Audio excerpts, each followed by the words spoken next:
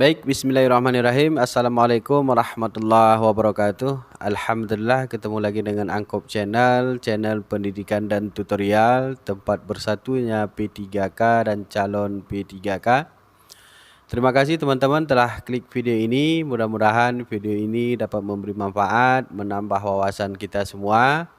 Bagi teman-teman yang baru saja menemukan channel ini, mohon dukungannya. Subscribe, like, dan share untuk kita bangun channel ini bersama-sama. Terima kasih buat teman-teman yang telah subscribe. Mudah-mudahan kita senantiasa dalam lindungan Allah Subhanahu wa Ta'ala, dilimpahkan rezeki, dimudahkan segala urusan. Amin, amin, ya rabbal alamin. Baik teman-teman, pada video kali ini kita akan kembali membahas tentang soal-soal P3K tahun 2023. Kali ini kita akan mengupas soal kompetensi teknis guru. Dengan mengucapkan bismillahirrahmanirrahim, mari kita mulai pembelajaran kita hari ini. Baik, kita mulai dengan soal yang pertama. Belajar dalam perspektif konstruktivisme lebih menekankan kepada A. Hasil, B. Pembelajaran, C. Nilai, atau D. Proses. Kita lihat pembahasannya. Teori konstruktivisme lebih menekankan kepada proses daripada hasil. Teori ini memahami belajar adalah sebagai proses. Jadi jawaban yang tepat untuk soal ini adalah D. Proses. Baik, kita lanjut soal nomor 2. Perspektif kognitivisme berpendapat bahwa perilaku siswa ditentukan oleh persepsi siswa itu sendiri yang dipengaruhi oleh A. Pengalaman, B. Berbagai penguatan, C. Cara belajarnya, atau D. Lingkungannya. Kita lihat pembahasannya saudaraku.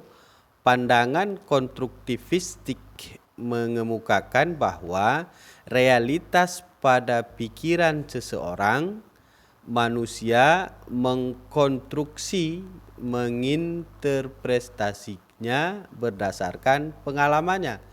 Jadi jawaban yang tepat untuk soal ini adalah A. Pengalaman.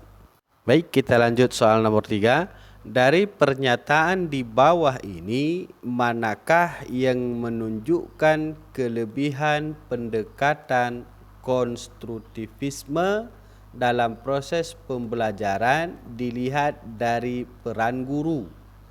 A. Bu Siska hanya menunjukkan cara bagaimana siswa dapat memperoleh data melalui internet. B. Pak Hadi harus memberikan ceramah di depan kelas sepanjang proses pembelajaran. C. Pada saat mengajar, Pak Budi harus menjelaskan materi secara terus-menerus. Sedangkan D. Bu Amelia menganggap bahwa kemampuan siswa adalah sama. Kita lihat pembahasannya.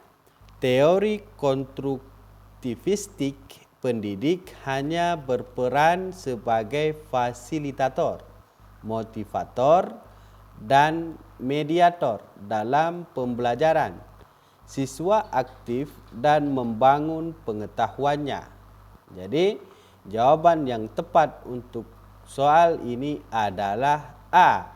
Bu Siska hanya menunjukkan cara bagaimana siswa dapat memperoleh data melalui internet. Baik, kita lanjut soal nomor 4. Sebuah teori belajar secara filosofis tentang perubahan tingkah laku sebagai hasil dari pengalaman merupakan teori belajar titik-titik. A. Behaviorisme, B. Kognitivisme, C. Konstruktivisme, atau D. Efektivisme. Kita lihat penjelasannya. Belajar adalah perubahan tingkah laku yang merupakan hasil dari stimulus dan respon. Seseorang sudah dianggap belajar apabila sudah mampu menunjukkan perubahan sikap dan tingkah laku yang disebabkan oleh adanya stimulus yang diberikan oleh pendidik. Jadi jawaban yang tepat untuk soal ini adalah A. Baik teman-teman, kita lanjut soal nomor 5. Sebuah teori belajar secara filosofis tentang perspektif bahwa para peserta didik memproses informasi dan pelajaran melalui upayanya mengkoordinir, menyimpan, dan kemudian menemukan hubungan antara pengetahuan yang telah ada merupakan teori titik-titik. A. Behaviorisme, B. Kognitivisme, C. Konstruktivisme, atau D. Afektivisme. Kita lihat pembahasannya saudaraku. Teori kognitivisme ini memiliki perspektif bahwa para peserta didik memproses informasi dan pelajaran melalui upayanya mengorganisir, menyimpan, dan kemudian menemukan hubungan antara pengetahuan yang baru dengan pengetahuan yang telah ada. Model ini menekankan pada bagaimana informasi diproses. Jadi jawaban yang tepat untuk soal ini adalah B. Kognitivisme. Baik teman-teman, kita lanjut soal nomor 6. Aliran ini lebih menekankan bagaimana kegiatan pembelajaran menjadi menarik. Artinya, mendapatkan perhatian dari peserta didik. Diperlukan alat bantu. Alat bantu ini sejalan dengan perkembangan teknologi informasi. Teori ini tergolong aliran titik-titik. A. Behavioristik, B. Humanistik, C. Sibernetik, atau D. Konstruktivistik. Kita lihat pembahasannya saudaraku.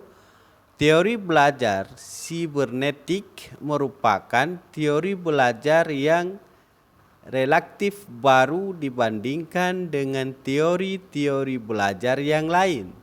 Teori ini berkembang sejalan dengan perkembangan teknologi dan informasi. Jadi jawaban yang tepat untuk soal ini adalah C. Sibernetik. Baik teman-teman, kita lanjut soal nomor 7.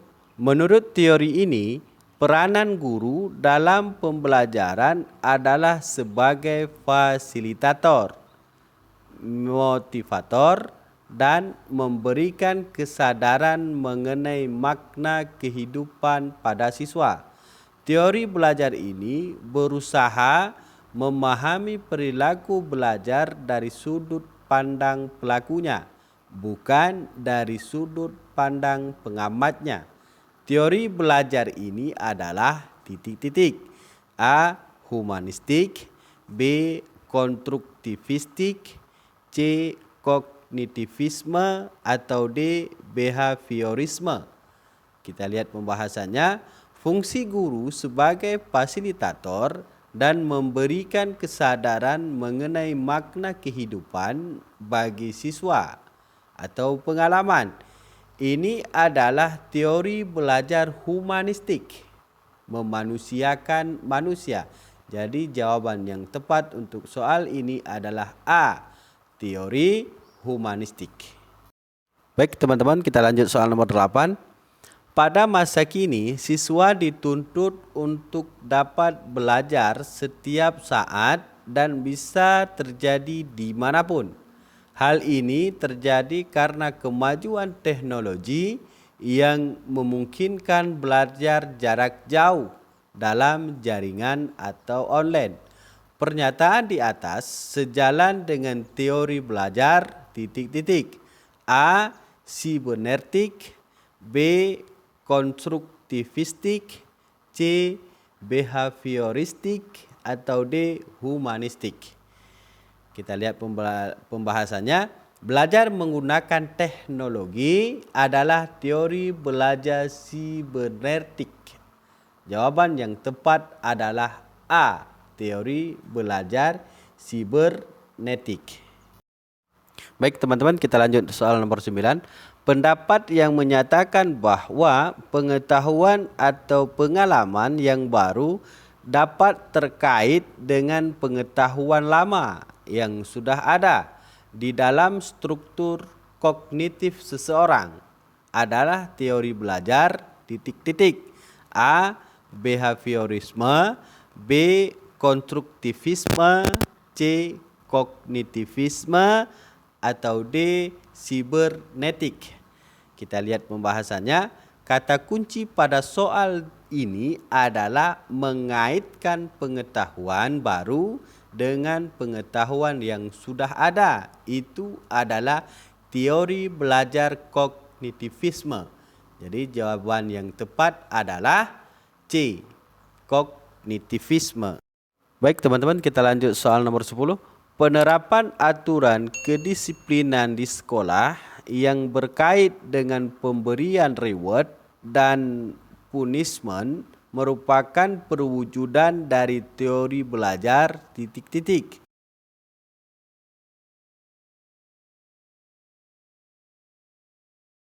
A. konstruktivistik, B. behavioristik, C. humanistik, atau D. sibernetik. Kita lihat pembahasannya.